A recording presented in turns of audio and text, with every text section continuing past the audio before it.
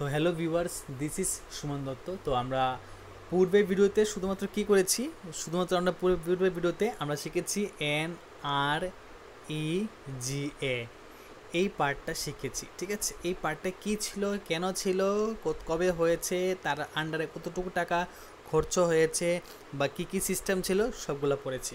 তো সবগুলো পড়েছি, কারা পড়েছি? যারা ভিডিও দেখেছো। তো অবশ্যই এই ভিডিওর আগেই, মানে এই ভিডিও আপলোড হবার আগের যে ভিডিওটা, ওই ভিডিওটা ছিল এইটা, NREGA। তো অবশ্যই চেষ্টা করবে এই ভিডিওটা দেখে আসার জন্য। আর যদি বলো যে এই ভিডিও ডেসক্রিপশনে নিয়েছে, ওই ভিডিওটা দিয়ে দেবো, তোমাদের কমেন্ট বক্সে আমাকে জানাবে। ঠিক আছে, তো আজকে আমরা এখানে যে ভিডিওটা নিয়ে আলোচনা করব সেটা হলো কি MGN-REGA। কি MGN-REGA? তো আগেরটা রেগা ছিল, তো আগেরটা শুধু এন রেগা ছিল, এখনটা কি MGN-REGA। তো এটা কেন পড়ব? কারণ আমাদের ইকোনমিক্সে যে সেক্টরস অফ ইন্ডিয়ান ইকোনমি আছে, ওই ইকোনমিকের মধ্যে এটা কিন্তু একটা পার্ট পড়ে। তো যেহেতু সেক্টর বলেছে অফ ইন্ডিয়ান ইকোনমিক, সেহেতু এটা কিন্তু পার্ট, এটা খুব গুরুত্বপূর্ণ পার্ট।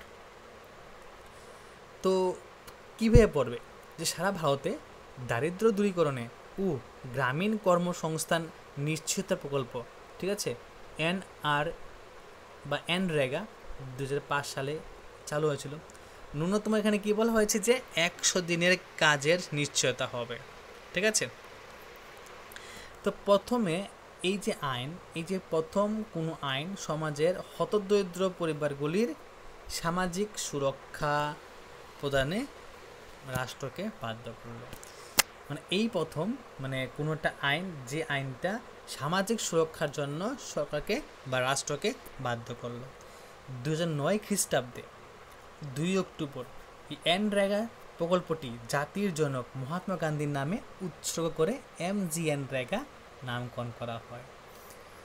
তো কি বলা হয়েছে যে NREGAটাই কি 2009 সালে 2 অক্টোবর। তো 2 অক্টোবর কী থাকে? 2 অক্টোবর গান্ধীজির জন্মদিন থাকে। ঠিক, এম রাইট অর রং? আমাকে বলবে। তো ওই দিন কি বলা হয়েছে যে এটা কি হবে? এটা হবে কি জাতির জনক মহাত্মা গান্ধীর নামে উৎসর্গ করা হবে, এবং এটাকে কি লেখা থাকবে? MGN-REGA। ওকে, তো এই প্রকল্পের বৈশিষ্ট্যগুলি আমরা এখন পড়ব। দেখে নাও, MGN-REGA কিন্তু প্রত্যেকটা গ্রামে গ্রামে আছে। ঠিক আছে, প্রত্যেকটা গ্রামে গ্রামে কিন্তু MGN-REGA আছে।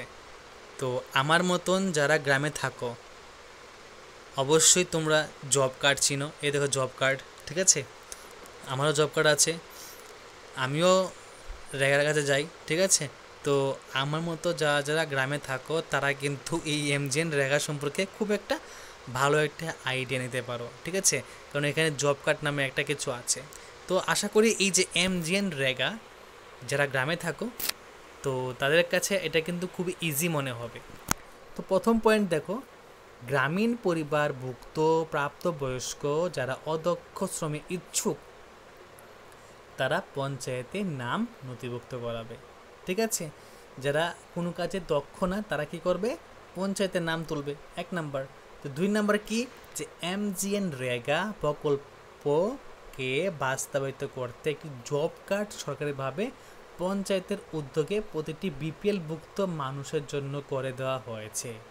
তো এটা আগে BPL ছিল, এখন কিন্তু সবার জন্য আছে। ঠিক আছে, মানে MGN-REGA প্রকল্পটাতে যাতে কী করে হয়, বাস্তবে আনা হয় বা বাস্তবায়িত করা হয়, তার জন্য প্রত্যেকটা BPL পরিবারকে জব কার্ড সরকারিভাবে পঞ্চায়েত থেকে দেওয়া হয়েছে।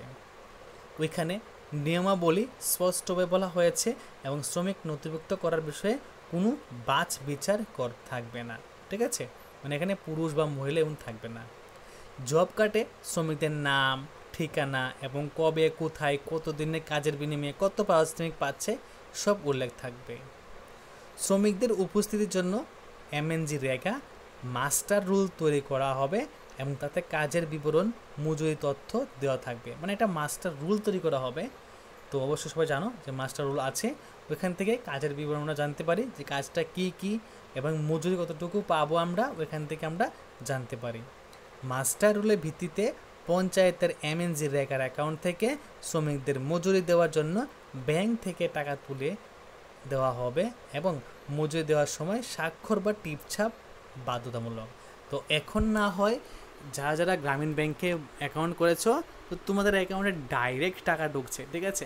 কিন্তু যখন আজকের থেকে ধরে নাও 5-6 বছর আগে এরকম ধরে নাও, তো আমি যখন প্রথম কাছে গিয়েছিলাম, তো ওইখানে কী ছিল, ওইখানে মানে ওই যে মাস্টার রোল ছিল, ঠিক আছে। মাস্টার রোলের ভিত্তিতে তো তারা কি করতো, তারা মানে ওই মাস্টার রুলের ভিত্তিতে এমএনজি রেখার একটা আলাদা অ্যাকাউন্ট ছিল, ঠিক আছে। মানে এমএনজি রেখার একটা আলাদা অ্যাকাউন্ট ছিল, ওই অ্যাকাউন্টটা থেকে না মানে তারা কী করতো, টাকা তুলতো, যারা টাকা দিত আমাদের, ঠিক আছে, টাকা তুলতো।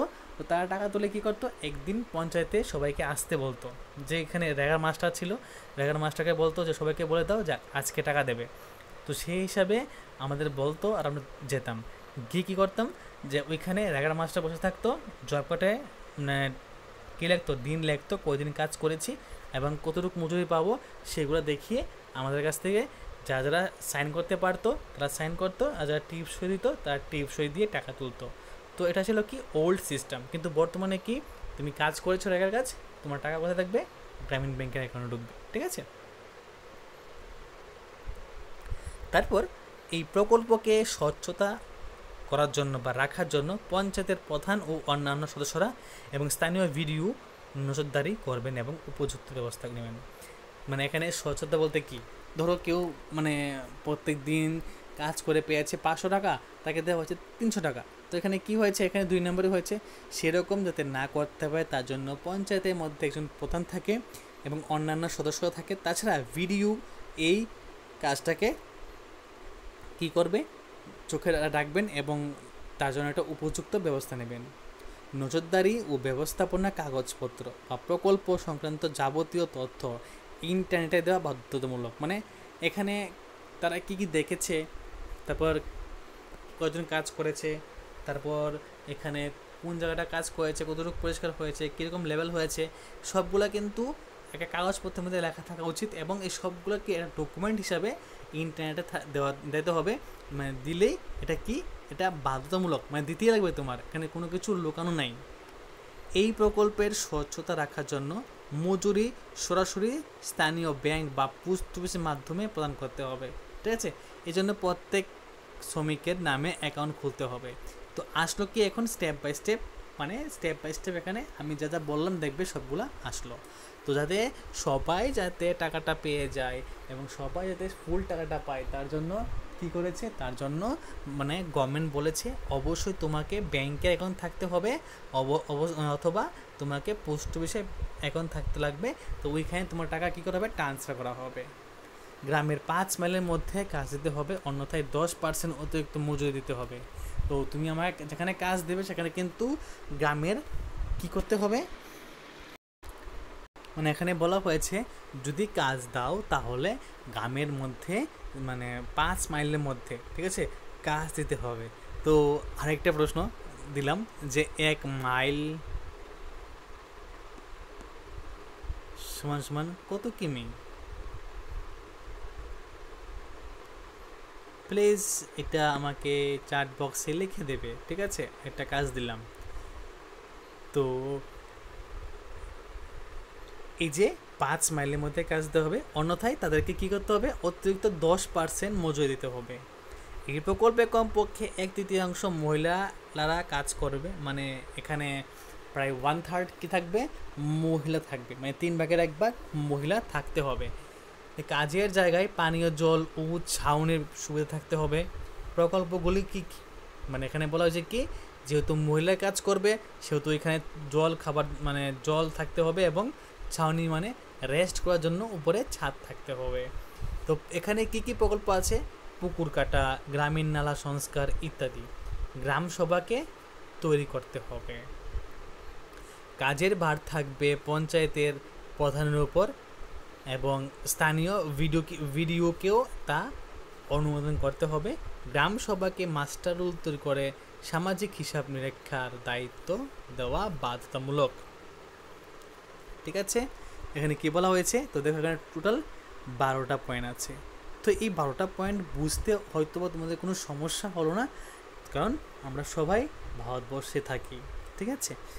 তো যদি আজকের এই ইনফরমেটিভ ভিডিওটা তোমাদের কাছে ভালো লাগে থাকে এবং সেক্টর অফ ইন্ডিয়ান ইকোনমিক্স পার্টের যে ছোট্ট একটা পার্ট, ঠিক আছে, MNGREGA, ঠিক আছে, MNGREGA, তো এটা যদি তোমাদের কাছে ক্লাসটা যদি ভালো লাগে থাকে অবশ্যই আমাকে কমেন্ট বক্সে কমেন্ট করে জানাবে, এবং যদি তুমি চ্যানেল নতুন হয়ে থাকো তো চ্যানেলটা সাবস্ক্রাইব করবে এবং নোটিফিকেশনকে অল প্রেস করে রাখবে। তো দেখা হচ্ছে একটা গুরুত্বপূর্ণ ভিডিওতে।